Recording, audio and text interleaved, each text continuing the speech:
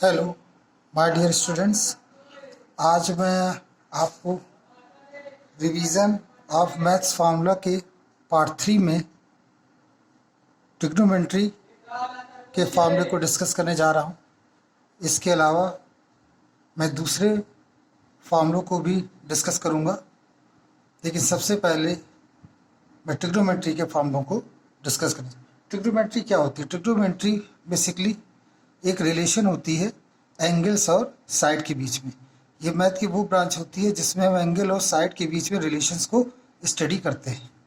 मेरी कोशिश है कि मैं टफ से टफ टॉपिक को इजी से इजी तरीके से समझा सकूं, लेकिन शुरुआत के 3-4 पार्ट में केवल मैथ्स के बेसिक फार्मूले को देना चाहता हूं, जिससे कि आप भविष्य में आने वाले किसी भी टॉपिक को अच्छी तरह से समझ सकें, क्योंकि ये सब के सब फार्मूले बेसिक फार्मूले हैं, फंडामेंटल फार्मूले हैं जो सभी स्टूडेंट्स को आने चाहिए। तो आइए शुरू करते हैं और जानते हैं कि क्या होते हैं ट्रिग्नोमेट्री के बेसिक फार्मूले। तो सबसे पहला फार्मूला है,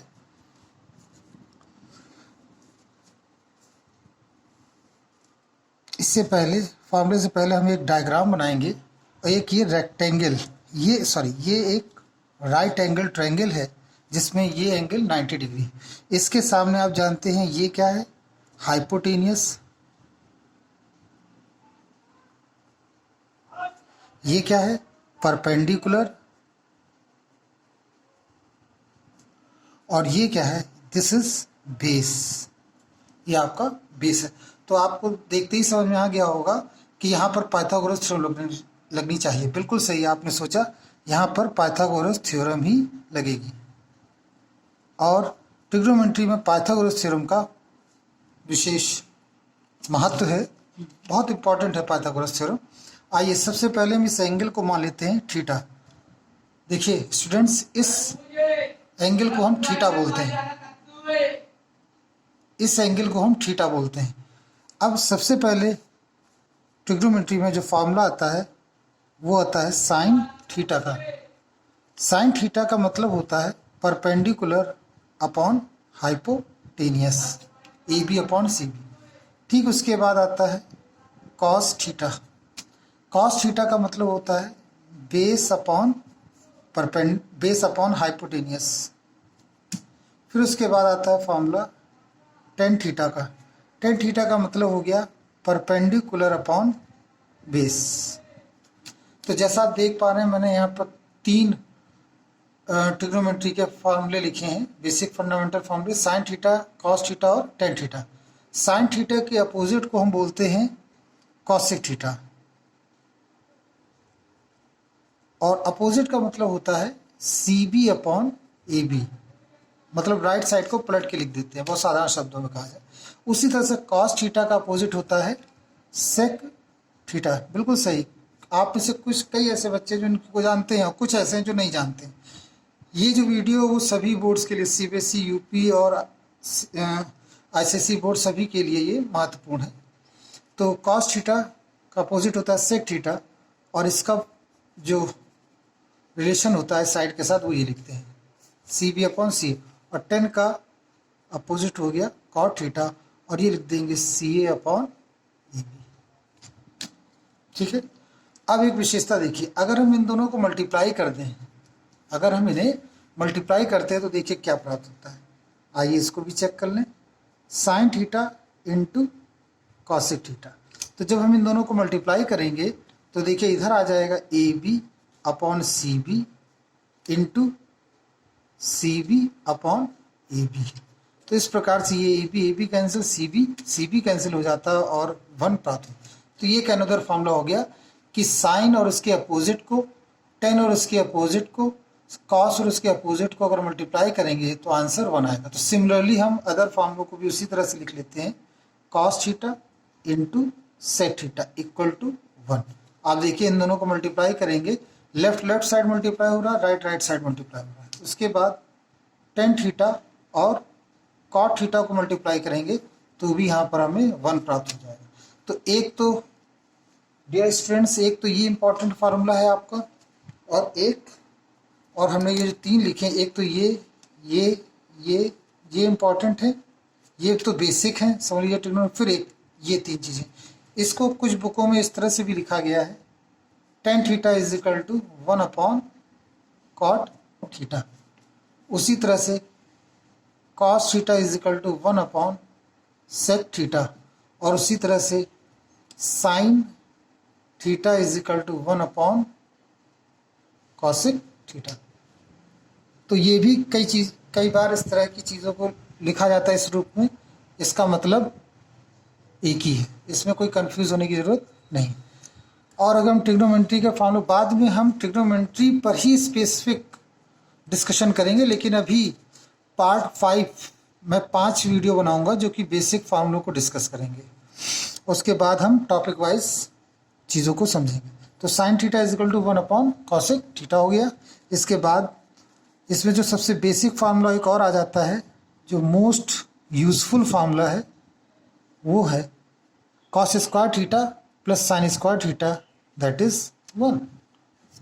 इसी से 2 और फार्मूले बनते हैं। कैसे भाई, आपने ट्रांसफॉर्मेशन पढ़ा होगा, इसको इधर भी दीजिए, 1 माइनस साइन स्क्वायर थीटा। आप जानते हैं जो चीज़ इधर प्लस में होती है उधर जाने पर माइनस में हो जाती है, उधर का मतलब इक्वल के अपोजिट साइड। इसी तरह से आप लिख सकते हैं sine square theta is equal to 1 minus cos square theta. तो ये दोनों चीज़ें ये इसी फार्मूले से मिलकर बना हुआ जाता है। आप अगर इस फार्मूले को याद कर लेते हैं तो फिर अदर 2 फार्मूलों को याद करने की ज़रूरत नहीं है। अब एक और विशेषता यहाँ देखिए इस फार्मूले में, ये दोनों एंगल सेम होने चाहिए। अगर ये दोनों एंगल अलग अलग हैं तो हम ये फार्मूला अप्लाई नहीं कर सकते। कई बच्चे कंफ्यूज हो जाते हैं, और वो जैसे ये कहीं लिखा है साइन स्क्वायर ए और कॉस स्क्वायर बी, तो इसे भी 1 लिख देते हैं, जो कि पूरी तरह से क्या है, गलत है। ये अगर ए है तो यहाँ भी ए होना चाहिए, अगर ये बी है तो यहाँ भी बी होना चाहिए। ये बेसिक इंपॉर्टेंट।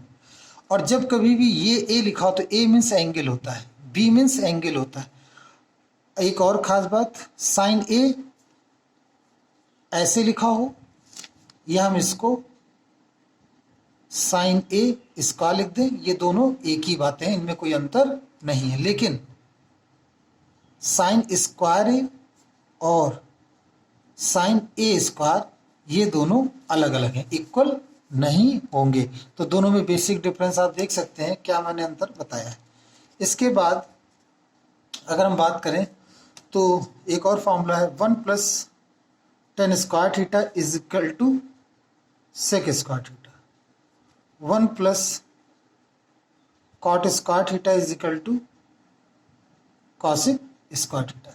ये हमारे पास 2 महत्वपूर्ण और फार्मूले हैं जिनको आपको, इसके अलावा इस ट्रिग्नोमेट्री में ढेर सारे फार्मूले हैं जिनको हम आगे आने वाले फर्दर वीडियोस में डिस्कस करेंगे। और मैं ये कहूँगा कि जब हम न्यूमेरिकल उस पर स्पेसिफिक लगाएंगे तब और मज़ा आएगा इन क्वेश्चनों को सॉल्व करने में। तो इसमें 1-2 और फार्मूले लिख लेते हैं, जैसे साइन 2a, ए लिखा हो या थीटा लिखा हो बात एक ही, उसमें आपको कंफ्यूज नहीं होना है। तो ये आ जाएगा 2 साइन ए और कॉस ए। फिर हम यहाँ पर एक और फॉर्मूला लिख देते हैं कॉस 2a का, तो ये हो जाएगा कॉस स्क्वायर ए माइनस साइन स्क्वायर ए। इसी में हम इसको आगे ऐसे भी लिख सकते हैं, साइन स्क्वायर ए और इसके आगे लिख सकते हैं 2 कॉस स्क्वायर ए माइनस 1। तो ये सब एक ही चीज़ है। इसके 3 फार्मूले होते हैं। चलिए डिपेंड करता है आपका क्वेश्चन कैसा, जैसा क्वेश्चन होगा वहाँ पर वैसे फार्मूले को अप्लाई कर दें। इसी tan 2a में 2a का भी फार्मूला होता है, tan 2a is equal to 2 tan a upon 1 minus tan square A. ये भी एक फार्मूला है, मोस्ट पॉपुलर फार्मूला है। लेकिन सीबीएसई बोर्ड में अगर आप देखेंगे तो 10th क्लास तक आपको केवल इतने ही फार्मूले नजर आएंगे। लेकिन अगर आप यूपी बोर्ड की बात करेंगे तो उसमें और भी फार्मूले आपको दिखेंगे। तो आईसीएसई सीबीएसई बोर्ड में ऑलमोस्ट यहीं तक फार्मूले हैं लगभग। और लेकिन यूपी बोर्ड में 10th क्लास में आप देखेंगे इसके अलावा बहुत से फार्मूले होंगे, साइन ए प्लस बी, साइन ए माइनस बी। हम उनको भी लेटर ऑन डिस्कस करेंगे, लेकिन अभी के लिए हम यहीं पर इसको स्टॉप करते हैं, यहीं पर इसको समझते हैं। जो नेक्स्ट हम इसमें आज बताने वाले हैं आपको वो डिस्कस करेंगे। उसका टॉपिक है मेंसुरेशन, और मेंसुरेशन में आता है सरफेस एरिया एंड वॉल्यूम। तो सरफेस एरिया एंड वॉल्यूम के फॉर्मूलों को हम यहाँ डिस्कस करने जा रहे हैं। तो सरफेस एरिया और वॉल्यूम में बड़ा कॉमन लेसन है, बहुत ही बार 6 में भी है, 7th में भी है, 8th में भी है, इसीलिए मैंने इसको यहाँ पर समझाने की कोशिश की है। आइए, मुझे उम्मीद है कि आपको ये चीज़ें समझ में आएंगी। Surface area and volume. Surface area and volume की अगर हम बात करें तो इस श्रेणी में सबसे पहला जो फॉर्मूला आता है वो आता है क्यूबाइड का, क्यूबाइड। और सेकंड स्टेज में फॉर्मूला आता है क्यूब का। तो सबसे पहले क्यूब और क्यूबाइड में हम डिफरेंस पता कर लें। जैसे कि आप जानते हैं कि जो क्यूबाइड वो होता है जिसमें लेंथ भी होती है, विड्थ भी होती है और हाइट भी होती है। और क्यूब होता है इसमें भी लेंथ, विड्थ और हाइट होती है, लेकिन तीनों क्या होते हैं? इक्वल होते हैं। तीनों चीज़ें इक्वल होती है, लेंथ, विड्थ और हाइट तीनों इक्वल होते हैं। और इसमें ये तीनों अलग अलग, जैसे माचिस की डिब्बी, अगर आप माचिस की डिब्बी को देखें तो आप पाएंगे उसमें लेंथ अलग है, विड्थ अलग है और हाइट भी अलग है। जैसा आप देख सकते हैं ये माचिस की डिब्बी, इसमें आप देखिए ये आपकी जो होगी ये आपकी लेंथ कहलाएगी, ये आपकी विड्थ कहलाएगी और ये जो आप देख रहे हैं ये आपकी हाइट कहलाएगी। मतलब हाइट ये हो गई, विड्थ ये हो गई और लेंथ ये हो गई। ये तीनों चीज़ें देखिए आप अलग अलग। अगर हम इसके सरफेस की बात करें तो एक सरफेस ये, एक सरफेस ये, एक ये, एक ये, एक ये और एक ये, इस तरह से कुल 6 सरफेस हो गई। तो यहाँ पर वही फॉर्मूले आएंगे। तो सबसे पहले हम जानते हैं क्यूबाइड की सरफेस एरिया का फॉर्मूला। तो यहाँ पे लिखेंगे वॉल्यूम का। सबसे पहले वॉल्यूम का, वॉल्यूम ऑफ क्यूबाइड। क्यूबाइड तो क्यूबाइड आप समझ गए, जैसे माचिस की डिब्बी होती है, इसमें हम लेंथ, विड्थ और हाइट तीनों को मल्टीप्लाई कर देते हैं और इसकी यूनिट होगी मीटर क्यूब या सेंटीमीटर क्यूब। डिपेंड करता है, अगर सारी यूनिट्स मीटर में है तो मीटर क्यूब लिखेंगे और सारी यूनिट अगर सेंटीमीटर में है तो सेंटीमीटर क्यूब। इसी पहले हम फॉर्मूला डिस्कस कर रहे हैं किसके लिए? क्यूबाइड के लिए। अब इसी श्रेणी में दूसरा फॉर्मूला देखते हैं। तो अब आता है सरफेस एरिया का, सरफेस एरिया ऑफ क्यूबाइड। अगर हम सरफेस एरिया ऑफ क्यूबाइड की बात करें तो वो होता है 2 ब्रैकेट में LB प्लस BH और प्लस HL। क्रम से होता है, सीक्वेंस में होता है LB, BH और HL। फिर अगर थर्ड की बात करें तो हम यहाँ पे बात कर सकते हैं सरफेस एरिया ऑफ क्यूबाइड। इसमें टोटल सरफेस एरिया ही यही होता है। अगर हम सरफेस एरिया ऑफ 4 वॉल की बात करें, अगर हम इस रूम को मान लें क्यूबाइड है और अगर हम 4 वॉल को निकालना चाहें सरफेस एरिया, अगर कमरे के चारों दीवारों पर हमें पुताई करनी है तो उसका क्या फॉर्मूला होगा? तो उसे हम बोलते हैं सरफेस एरिया ऑफ 4 वॉल। तो 4 वॉल का सरफेस एरिया फॉर्मूला होगा 2H ब्रैकेट में L प्लस B। और जहाँ कहीं भी सरफेस एरिया टर्म आ जाए आप समझ जाइए कि जो इसकी यूनिट होगी वो या तो मीटर स्क्वायर होगी या सेंटीमीटर। जनरली जो स्टैंडर्ड है वो है मीटर स्क्वायर। तो ये हो गया सरफेस एरिया ऑफ क्यूबाइड का। अगर इसी में और हम एक फॉर्मूले को डिस्कस करें तो लेंथ ऑफ डायगोनल,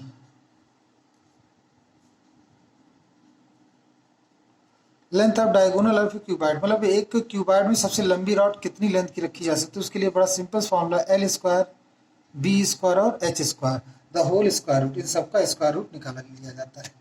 तो इसी को हम एक नाम एरिया ऑफ 4 वॉल, इसी का ही एक और नाम है, इस फॉर्मूले का एक और नाम है लेटरल सरफेस एरिया। क्या कहते हैं इसको बच्चों? LATER या लेटरल सरफेस एरिया। इसका नाम है लेटरल सरफेस एरिया और इसको हम बोलते हैं टोटल सरफेस एरिया। तो ये फार्मूले जो इंपॉर्टेंट थे वो हमने आपको बताए क्यूबाइड से रिलेटेड। अब क्यूब से संबंधित फार्मूले जान लेते हैं। तो सबसे पहला फार्मूला आप परिचित हैं वॉल्यूम ऑफ क्यूब से।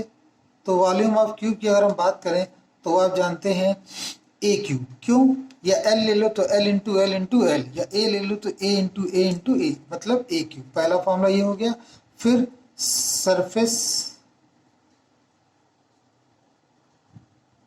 एरिया ऑफ क्यूब की अगर हम बात कर लें तो वो क्या बनेगा, सरफेस एरिया ऑफ क्यूब की अगर हम डिस्कस करें तो वो रहेगा आपका 6a²। 6a²। अगर हम यहाँ पर सॉरी ये हमने यहाँ पे लिख दिया, ये इसके नीचे होगा। लेटरल सरफेस एरिया जो होगा वो इसका फार्मूला है। सॉरी मैंने यहाँ पे लिख दिया, ये जो है आपका लेटरल फोर वॉल और ये चीज़ इससे जुड़ी हुई है, इससे जुड़ी हुई है, लेटरल सरफेस एरिया। अब यहाँ पर हम बात कर लें, अगर यहाँ पर हम कहें कि लेटरल सरफेस एरिया क्या होगा, लेटरल सरफेस एरिया, अगर हम लेटरल सरफेस एरिया की बात करें तो वो हो जाता है 4a²। और सिंपल सा फॉर्मूला है 4a²। और जहाँ भी एरिया शब्द आ जाए आप समझ लीजिए वहाँ यूनिट मीटर स्क्वायर रखनी है। यूनिट लिखना बहुत जरूरी, क्योंकि यूनिट आइडेंटिफिकेशन होता है कि क्या चीज़ आपने कैलकुलेट की है। और इसमें एक और फॉर्मूला हम लिख देते हैं, वॉल्यूम को हमने पहले लिख दिया, सरफेस एरिया, यही इसके मेन फार्मूले हैं जो मैंने आपको बताया। अब अगर हम बात कर लें यहाँ पर राइट सर्कुलर सिलेंडर की, एक आता है फॉर्मूला सिलेंडर,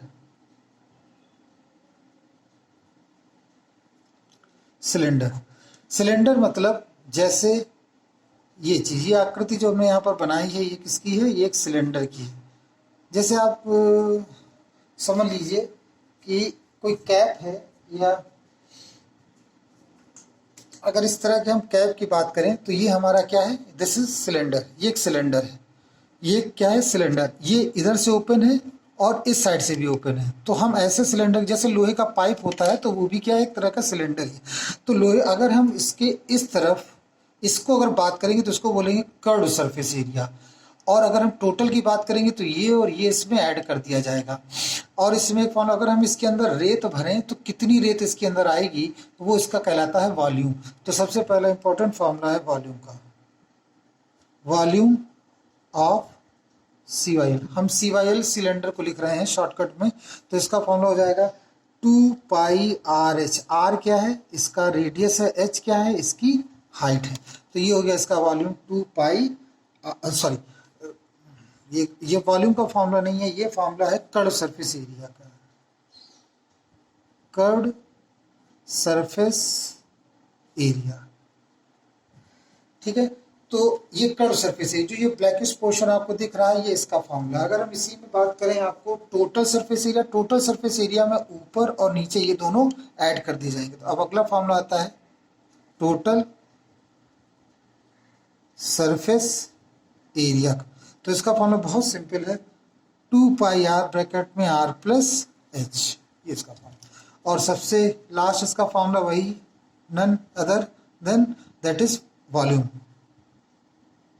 वॉल्यूम का जो फॉर्मूला वो है πr²h। और इसकी यूनिट आप जानते हैं, जहां भी वॉल्यूम लिखा हो उसकी यूनिट आप लिख देंगे मीटर स्क्वायर, मीटर क्यूब या सेंटीमीटर क्यूब।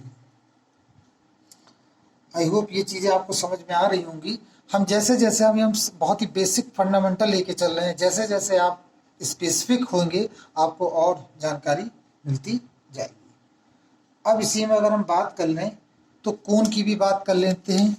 कोण का जो फार्मूला होता है, कोण को अगर हम डिस्कस करें तो वो ये है CON। कोण का मतलब जैसे जोकर की टोपी, जोकर की टोपी जो होती है, या बर्थडे बॉय में आप देखेंगे जो बच्चे कैप लगाते हैं वो इस तरह की होती है, इसको बोलते हैं कोण।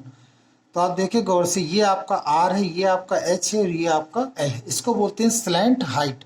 ये है ये आपका है हाइट और ये है आपका रेडियस। तो आप ये देखिए कि ये एक राइट एंगल ट्रायंगल भी बन रहा है। तो जहाँ कहीं भी राइट एंगल ट्रायंगल होता है तुरंत हम उस प्रॉपर्टी को लिख देते हैं।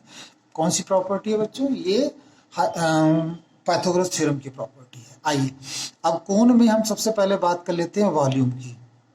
वॉल्यूम, तो आप जानते हैं वॉल्यूम का फॉर्मूला होता है कोण में πRL। πR तो ये हो गया, और ये स्लैंट है, सॉरी πRL नहीं, ये होता है πr²h।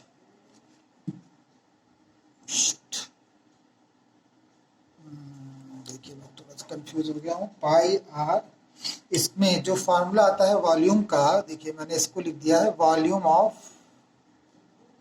वॉल्यूम ऑफ कोण।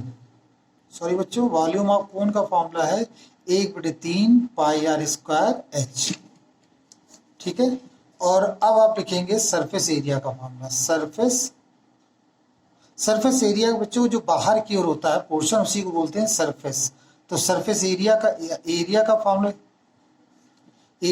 बहुत पॉपुलर, दैट इज, अभी हमने लिखा था जो काट दिया, एक्चुअली हमने वो वॉल्यूम के केस में लिख दिया था, पाई आर एल। सरफेस एरिया का फॉर्मूला जो है वो होता है आपका पाई आर एल। अगर मैं इसी में कहूँ टोटल सरफेस एरिया बताओ, एरिया, तो टोटल सरफेस एरिया का जो फॉर्मूला होगा वो हो जाएगा, बहुत सिंपल सा फॉर्मूला है, पाई आर ब्रैकेट में आर प्लस एल। टोटल में जो इसके नीचे का पोर्शन होता है उससे भी, जैसे एक कोनिकल टेंट लगाओ तो टेंट पे जो नीचे का पोर्शन होगा वो भी हमारा सरफेस एरिया में आता है। वॉल्यूम ऑफ कोन का मतलब हो जाता है कि अगर हम इस कोन में टोटल एयर कितनी है, अगर हम एयर का वॉल्यूम निकालना चाहें तो हम इसी फॉर्मूले को अप्लाई करेंगे। तो आज मैंने आपसे डिस्कस किए ट्रिग्नोमेट्री के फॉर्मूले। सरफेस एरिया में 4 सेगमेंट डिस्कस किए, क्यूबाइड, क्यूब, सिलेंडर एंड कोन। अपने नेक्स्ट लेक्चर में हम दूसरे मुख्य फॉर्मूलों को डिस्कस करेंगे। इस तरह से ये 5 वीडियो की सीरीज मैं बनाऊंगा जो कि बेसिक मैथमेटिक्स के फॉर्मूले से रिलेटेड है। I hope you like it. Thank you.